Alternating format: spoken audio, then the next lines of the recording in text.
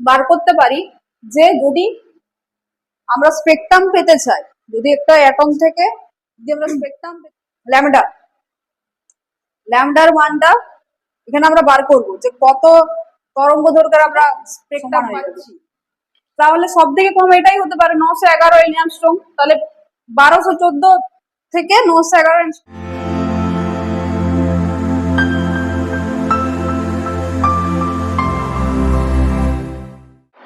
Suppose ধরো ইটু jump করছে কোথার থেকে, ইটু জাম্প করছে তোমার n equal to n2 to n equal to n1। ওকে, যদি এটা জাম্প করো তাহলে বললাম এটা এনার্জি ডিফারেন্স কত হবে, এনার্জি ডিফারেন্সটা হবে en2 মাইনাস en1। ওকে, en2 মাইনাস en1, ঠিক আছে। তাহলে এটা হবে, এটা মানে জানি আমরা এই c by lambda equal to minus 13.6 into Z square by n2 square minus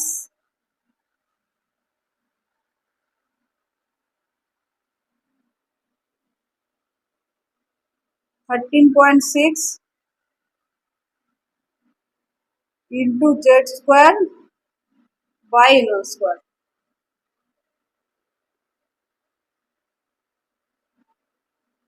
তাহলে এখানে 1 বাই ল্যামডা সমান কি আসবে, 13.6 বাই hc, জেড স্কোয়ারটা কমন হলো 1 minus n1 square by 1 by n2 square.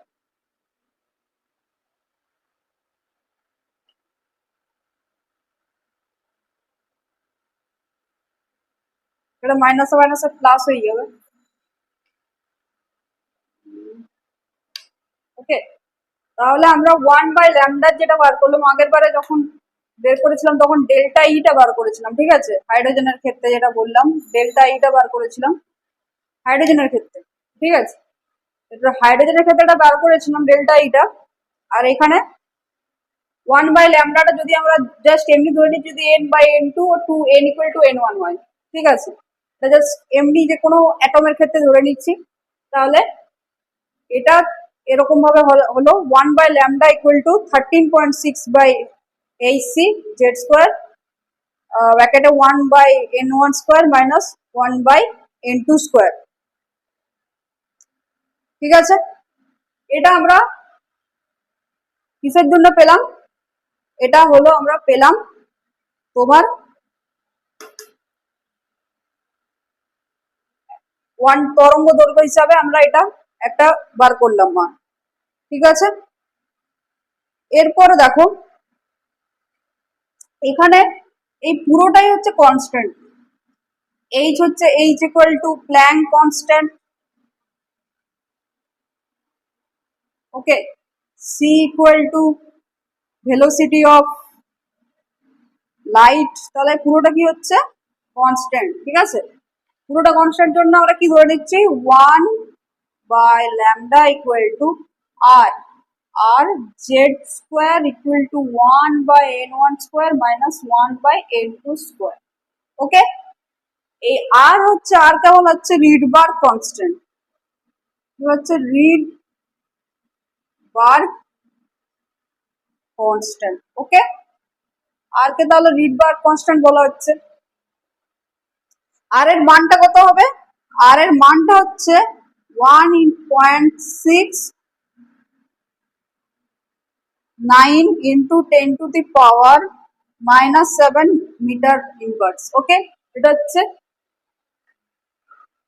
আর এর মান, আর 1 বাই আর এর মানটা হচ্ছে 1 by R equal to 1 by R এর মানটা বার করে রাখছি, বিকজ 1 বাই আর এর মানটা দরকার আছে ওই জন্য বার করে রাখছি 911 অ্যাংস্ট্রম, ঠিক আছে। তাহলে আমরা এভাবে বার করতে পারি যে যদি আমরা স্পেকট্রাম পেতে চাই, যদি একটা অ্যাটম থেকে যদি আমরা স্পেকট্রাম পেতে চাই তাহলে আমাদেরকে কি বার করতে হবে, ফার্স্টে অ্যাটমের যে ইলেকট্রন আছে, ইলেকট্রন সেলের এনার্জি ডিফারেন্সটা আমাদেরকে বার করতে হবে, যে কোন সেল থেকে কোন সেলে জাম্প করছে, তার যে এনার্জি ডিফারেন্সটা হবে। আগেরটা দেখালাম যে হাইড্রোজেন অ্যাটমের ক্ষেত্রে এটা দেখো ইলেকট্রনটা জাম্প করছে কার ক্ষেত্রে, যে কোনো অ্যাটমের ক্ষেত্রে N2 থেকে N1 এ জাম্প করছে, মানে N2 সেল থেকে N1 সেলে জাম্প করলে আমরা এটা 1/λ তরঙ্গ দৈর্ঘ্য হিসাবে আমরা কত তরঙ্গ দৈর্ঘ্যের রেডিও মানে রেটা ইমিট করবে সেই তরঙ্গ হিসাবে আমরা একটা ইকুয়েশন পেলাম। ঠিক আছে, এরপর আমরা দেখো হাইড্রোজেন অ্যাটমের জন্য বার করবো যে হাইড্রোজেন অ্যাটমের জেড এর মান, জেড ইকুয়াল টু এখানে তো তোমার atomic number, Z equal to number of proton in তোমার নিউক্লিয়াস, মানে হচ্ছে অ্যাটমিক নাম্বার। তাহলে number of proton Z equal, তাহলে আমরা জেড এর মানটা হাইড্রোজেনের ক্ষেত্রে এক পেয়ে যাবো। তাহলে এরপরে কি হচ্ছে না হচ্ছে হাইড্রোজেনের ক্ষেত্রে সেটা আমরা বার করছি এই এইটার উপরে, ইকুয়েশনটার উপরে বসিয়ে। ঠিক আছে, দেখো কি হচ্ছে, পুরোটা মুছে দিচ্ছি তাহলে দেখো, তারপর আমি আবার লিখছি ইকুয়েশনটা।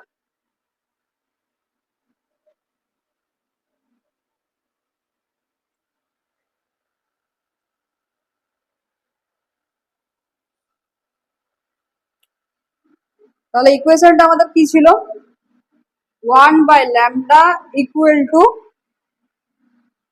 আর Z square 1/n1 square minus 1/n2 square. ঠিক আছে, এটা আমাদের ইকুয়েশন ছিল।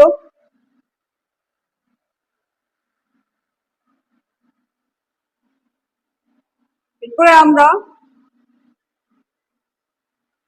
দেখো, এরপর আমরা কি করব, হাইড্রোজেনের জন্য এখানে আমি কয়েকটা করেছি, 1 2 3 4 5 6 7, 7টা আমার সেলের স্টেজ আছে, মানে এনার্জি আমার স্টেজ আছে, দেখো 7টা করে নিয়েছি। ঠিক আছে, ধরো n equal to 1, n equal two 2, n equal two 3, n equal two 4, okay, n equal to 4, n equal to 5, n equal to 6, n equal to 7, ওকে। ফার্স্টে ধরো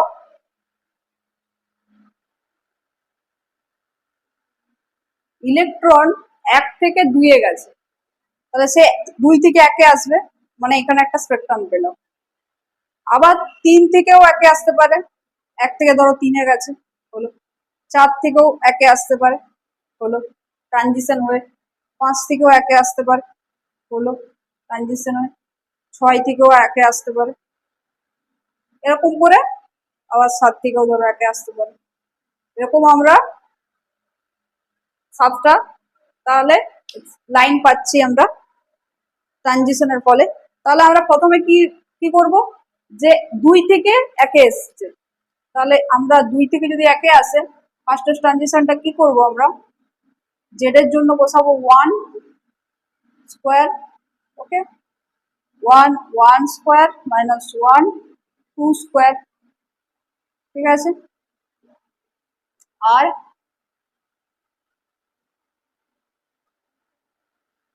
এটা হয়ে যাবে তোমার 2 স্কোয়ার মানে হচ্ছে 3 এর 4। ঠিক আছে, 3 এর 4 হচ্ছে এটা। এরপর আমরা ডেল্টাটা বার করবো। ডেল্টা সমান কি হবে, 4/3r সমান ডেল্টা হয়ে যাচ্ছে। তাহলে আমরা 1/ডেল্টার মানটা পেয়েছিলাম, আমরা লিখে গেছিলাম যে 1/ডেল্টা না, সরি 1/ডেল্টা বলছি, ল্যামডা, ল্যামডার মানটা এখানে আমরা বার করব, যে কত তরঙ্গ দৈর্ঘ্যের আমরা স্পেকট্রাম পাচ্ছি। ঠিক আছে, যদি 2 থেকে 2 নাম্বার সেলটা থেকে 1 নাম্বার সেলে যদি ট্রানজিশন হয়, তাহলে তার সেলটা আমরা তরঙ্গ দৈর্ঘ্যটা তোমার যে তোমার রশ্মি ইলেকট্রোম্যাগনেটিক ওয়েভটা বেরোচ্ছে, সেই ওয়েভটার তরঙ্গ দৈর্ঘ্যটা আমরা এখানে ক্যালকুলেশন করছি ফর হাইড্রোজেন অ্যাটম। তাহলে 1/r এর মানটা কত ছিল? 911 অ্যামস্ট্রং। ঠিক আছে, তাহলে এখানে আমরা বসিয়ে দিলেই পেয়ে যাব 4/3 ডিভাইড বাই 911। তাহলে ল্যামডাটা পেয়ে যাবো আমরা। ধরে এটাকে ক্যালকুলেশন করে দেখি কত আসছে। ঠিক আছে, 4 ইন্টু 911 ডিভাইড বাই 3, এটা আসছে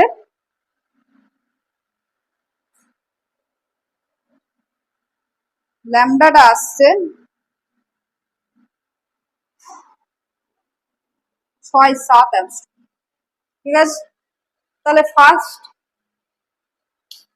যে লাইনটা ছিল তার আমরা কি পেয়ে গেলাম? তার আমরা ল্যামডাটা পেয়ে গেলাম।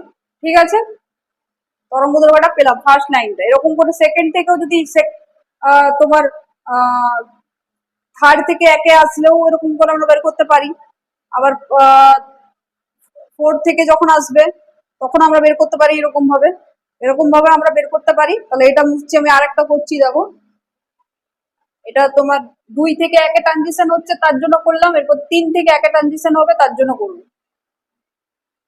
ঠিক আছে, 3 থেকে 1-এ ট্রানজিশন হলে কি হচ্ছে, এটার মানটা একটু লিখে রাখি। মানটা হচ্ছে x 1214, এটা তাহলে কত হলো? 121467 অ্যামস্ট্রং। ঠিক আছে, ফর হাইড্রোজেন অ্যাটম। ঠিক আছে, মনে থাকবে হাইড্রোজেন অ্যাটম।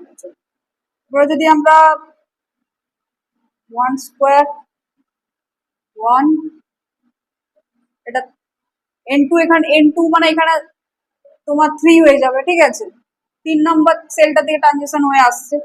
তাহলে 1/λ হচ্ছে তোমার আর 1 মাইনাস 1/9, 1/λ ইকুয়াল টু আর মানে হচ্ছে 8/9 হবে। ওকে, 8/9 হলে কি হচ্ছে? 8/9 হলে হচ্ছে তোমার 9 8 আর ল্যামডা ইকুয়াল টু ল্যামডা। তাহলে আর এর মানটা আমরা জানি, বসিয়ে দেবো 911/8, এটা অ্যামস্ট্রং ল্যামডা। ওকে, তাহলে এটার ক্যালকুলেশনটা করলে কি হচ্ছে দেখি, 911 ইন্টু 9/8, 911 ইন্টু 9 ডিভাইড বাই 8, 1024 এরকম অ্যামস্ট্রং আসছে। ওকে, 1024 সামথিং অ্যামস্ট্রং হচ্ছে, আমি 1024 ধরে নিচ্ছি, 1024 অ্যামস্ট্রং। তোমরা দেখতে পাবে যে যত আমরা উপরের দিক থেকে ট্রানজিশন হয়ে আসবে তোমার কি হবে, ল্যামডার মানটা কমতে থাকবে। এবার আমরা ইনফিনিটির জন্য বার করবো, যদি ইনফিনিটি থেকে কোনো মানে ট্রানজিশন হয়ে যদি ফার্স্ট সেলে আসে তাহলে কিভাবে হচ্ছে সেটা আমরা পাবো। দেখো, ইনফিনিটি থেকে যদি আমরা রেট যদি ফার্স্ট সেলে আসে, তাহলে আমরা কি বললাম যে যখনই আমার সেলের সংখ্যা বাড়ছে তার সাথে আমার কি হচ্ছে, যদি আমরা ফার্স্টে যখন 2 নম্বর থেকে সেল থেকে ট্রানজিশন হয়ে 1 নম্বরে আসছিল তখন ছিল 1214, এটা হয়ে গেল 1024। মানে কি হচ্ছে, ল্যামডার মানটা বারবার কমে কমে যাচ্ছে। যতদূর করতে হবে দেখতে হবে যে ল্যামডার মানটা কমে যাচ্ছে। এটা তো ফার্স্ট সেলের জন্য হচ্ছে, তাহলে ল্যামডার মানটা কমে কমে যাচ্ছে। এবার আমরা ইনফিনিটির জন্য করব, যদি n2 যদি এটা যদি ইনফিনিটি হয়, এটা যদি 1ই থাকলো, এটা ইনফিনিটি হলো। ঠিক আছে, ইনফিনিটির জন্য করলে কি হবে,